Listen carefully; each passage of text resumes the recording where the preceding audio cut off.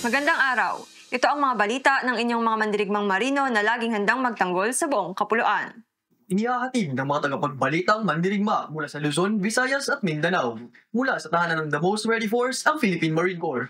Ako si Second Lieutenant Philip Penera, Philippine Navy Marines. At ako si Second Lieutenant Francis Gonzalez, Philippine Navy Marines. Ito ang Balitang Mandirigma. Assistant Chief of Staff ng U.S. Marine Corps Forces Pacific bumisita sa Headquarters Philippine Marine Corps noong August 20, 2024. Tinanggap ni Colonel Bayani V. Curaming, Philippine Navy Marines. Chief of Marine Staff Philippine Marine Corps si Colonel Ryan Cherry. Assistant Chief of Staff ng United States Marine Corps Forces Pacific o US MARFOR PAC. Sa kanyang pagbisita ay tinalakay din ang iba't ibang mga plano sa hinaharap upang pagtibayin ang interoperability at combined capabilities ng dalawang marine forces. Ang pagbisitang ito ay nagpapakita ng matibay na relasyon at kooperasyon sa pagitan ng PMC at USMC. Dagdag pa rito, nangangahulugan din ito ng kanilang commitment para sa mga susunod pang exercises at mga aktibidades ng magkabilang marine forces. Samantala, ginawaran din ng arrival honors si Brigadier General Ferdinand Marcelino, Philippine Navy Marines, para sa kanyang well-deserved promotion noong August 22, 2024. Bukod sa kanyang promotion ay kinilala din si Brigadier General Marcelino bilang Asia's Modern Hero 2024 para sa kanyang natatanging pamumuno sa buong Armed Forces of the Philippines. Husay at galing ng tropang Marines, patuloy na ipinapamala sa Admirals Cup 2024. Aiming for overall champion ngayon ang Philippine Marine Corps sa kanilang pagwawagi sa iba't ibang sports tulad ng tug of war at 100-meter dash relay na una na nilang nakamit kasunod ng opening ceremony noong August 13, 2024. Bukod dito ay nangunguna din ang Philippine Marine Corps sa table tennis, football, badminton, basketball at volleyball. Inaasahang mas magpapakita pa ng husay ang tropang Marines sa mga susunod na mga laban nito sa larangan ng sports. Retraining company ng Force Reconnaissance, mainit na sinalubong sa Headquarters Philippine Air Force noong August 21, 2024. Mula sa kanilang paglilingkod sa Camp Abu Bakar, Maguindanao del Norte. Nakatakda namang sumabak ngayon sa retraining ang 64th Force Reconnaissance Company sa Ternate, Cavite. Kabilang dito ang isang squad ng Marine Scout Sniper.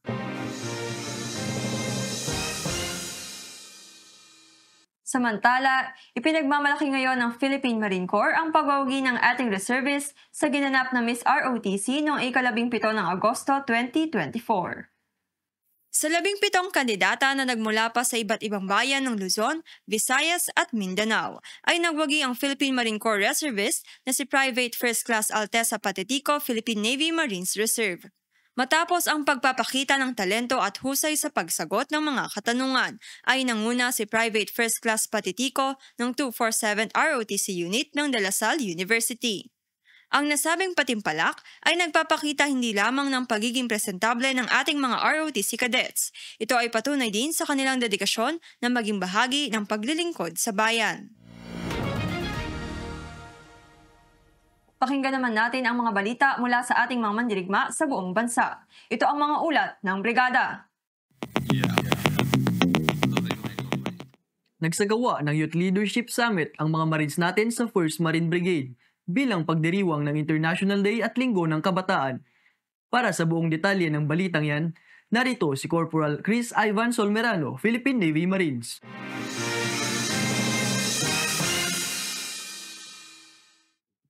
Sa pangunguna ng Marine Battalion Landing Team 2, katuwang ang Sangguniang Kabataan at LGU ng Buldon, ay matagumpay na naisagawa ang isang Youth Leadership Summit sa Maguindanao del Norte noong August 17 at 18, 2024. Sa nasabing summit ay sinaliksik ang kahalagahan ng youth and nation building at binibigyang diin din ang papel ng kabataan sa paghubog ng mas magandang kinabukasan ng ating bansa. Tinalakay ang mahalagang isyu sa kalusugan, nagsagawa din ng ilang aktibidad sa pagbuo ng isang talakayan sa pagiging serviceman. Inalam din ng mga youth leader ang konsepto ng transformational leadership kung saan natutunan nila kung paano nila mabibigyan ng inspirasyon at makukumbinsi ang iba na makamit ang kadakilaan. Nagsagawa din ng talakayan sa pagtugon sa mga lokal na issue kung saan natutunan ng mga kabataang pinuno kung paano tukuyin at unahin ang mga pangangailangan ng komunidad. Sa kasagsagan ng Youth Leadership Summit, nakiisa si Lieutenant Colonel John A. De La Cruz, Philippine Navy Marines General Staff Corps, ang commanding officer ng MLT-2 at naghatid ng kanyang inspirational message. Ito ay isang programang puno ng kasiyahan, karanasan sa pagbabago ng pinagsama-sama ang mga kabataang isipan. Para sa ulat ng 1st Marine Brigade, ako si Corporal Chris Ivan Solmirano, Philippine Navy Marines, tagapagbalitang mandirigma ng Marine Corps Public Affairs Office, at ito ang Balitang Mandirigma!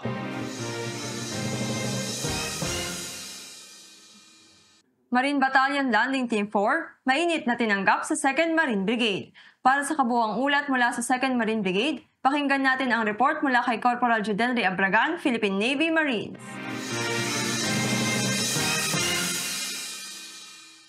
Sa pagtatapos ng kanilang retraining ay nagbalik na ang Marine Battalion Landing Team 4 sa kanilang brigada sa Bato-Bato, Panglima Sugala, Tawi-Tawi noong 17 ng Agosto 2024. Sa pangunguna ni Lieutenant Colonel Noel A. Galyasa, Philippine Navy Marines General Staff Corps, ay malugod na tinanggap ang pagbabalik ng Marine Battalion Landing Team 4 kaugnay ng kanilang deployment bilang Maritime Security Battalion. Ang nasabing seremonya ay dinaluhan ni Brigadier General Nestor E. Narag Jr., Philippine Navy Marines, ang commander ng 2nd Marine Brigade, at ni Muhammad Yusuf Itidal, board member sa probinsya ng Tawi-Tawi, bilang kinatawan ng guest of honor and speaker na si Honorable Ismael Mang Sahali Al-Hajj, ang gobernador ng probinsya. Sa pagsabak ng Marine Battalion Landing Team 4 sa panibagong hamon, ay bitbit nila ang lahat ng kanilang natutunan mula sa kanilang retraining. Para sa ulat ng 2nd Marine Brigade, ako si Corporal Judenry Abragan, Philippine Navy Marines, ang tagapagbalitang mandirigma ng Marine Corps Public Affairs Office, at ito ang Balitang Mandirigma!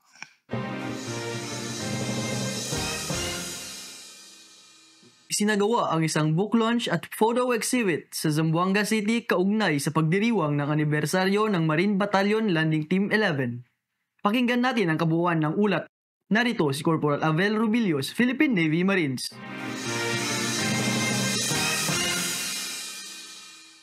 Ipinagdiwang ng MLT-11 ang kanilang anibersaryo sa pamamagitan ng isang book launching na ginanap sa Museo de Integridad Cesar C. Climaco sa Zamboanga City noong ika-10 na Agosto 2024. Ang libro ay pinamagatang Lakad Matatag bilang pagkilala sa kahandaan, katatagan at serbisyo ng MLT-11 sa nakalipas na 2 dekada. Ang libro ay naglalaan ng mga istorya ng tagumpay ng MLT-11. Dinetalye sa libro ang mga pinagdaanan ng mga trupang Marines upang maisagawa nila ang kanilang mga misyon. Bukod dito, nagkaroon din ng film viewing, photo exhibit ng kanilang milestone at static display na nagpapakita ng capabilities ng Philippine Marine Corps. Naglalayon ang nasabing kaganapan na mas lumalim pa ang pagkilala ng publiko sa gampanin ng Philippine Marine Corps sa pagpapaunlad ng bansa at upang mas may kayat pa ang lahat na mahalin ang ating bayan.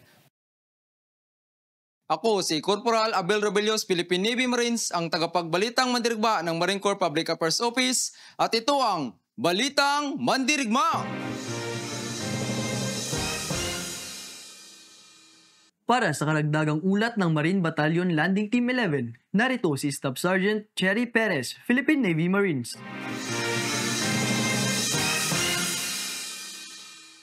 Kasalukuyang isinasagawa ng Marine Battalion Landing Team 11 ang isang masusing pagsasanay sa paggamit ng Squad Rocket Light Launcher SRLL sa Barangay Muti, Zamboanga City.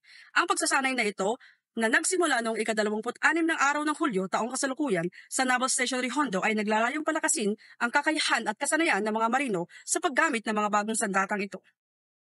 Ang pagsasanay sa SRLL ay nahahati sa 3 yugto.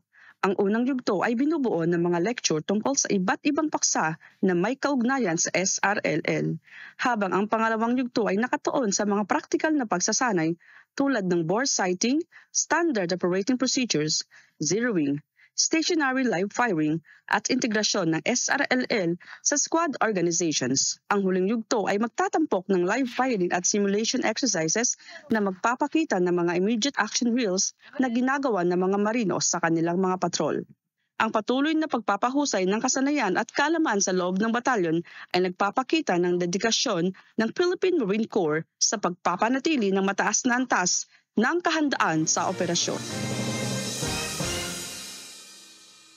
4th Marine Brigade nakiisa sa bloodletting activity sa Norte. Para sa buong detalye ng balitang yan, iahatid sa atin ni Sergeant Arnel Balnao, Philippine Navy Marines.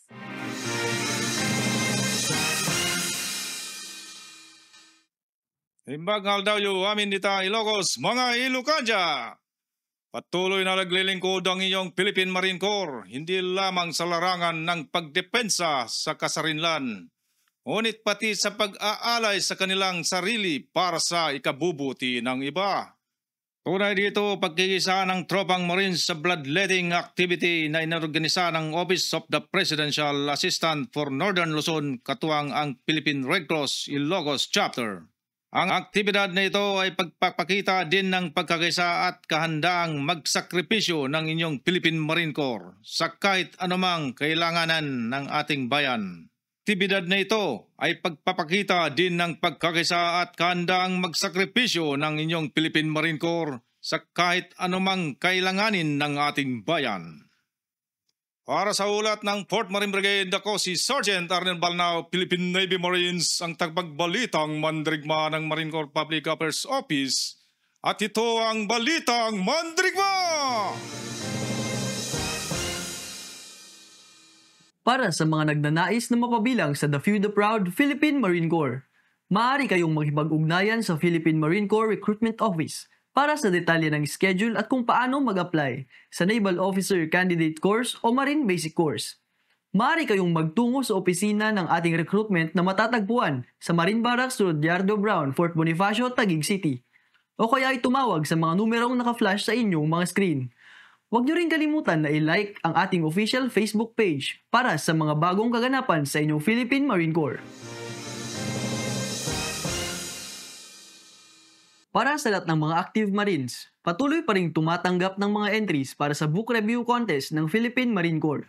Ang kailangang lamang gawin ay basahin ang CPMC's professional reading list at magbahagi ng inyong kaalaman sa pamamagitan ng pagsulat. Layunin ng programang ito na mahasa ang critical thinking, reading at writing skills ng lahat ng individual Marines. Ito ay magtatapos sa huling araw ng Agosto. Para sa karagdagang detalye kung paano sumali, iscan lamang ang QR code na makikita sa inyong mga screen.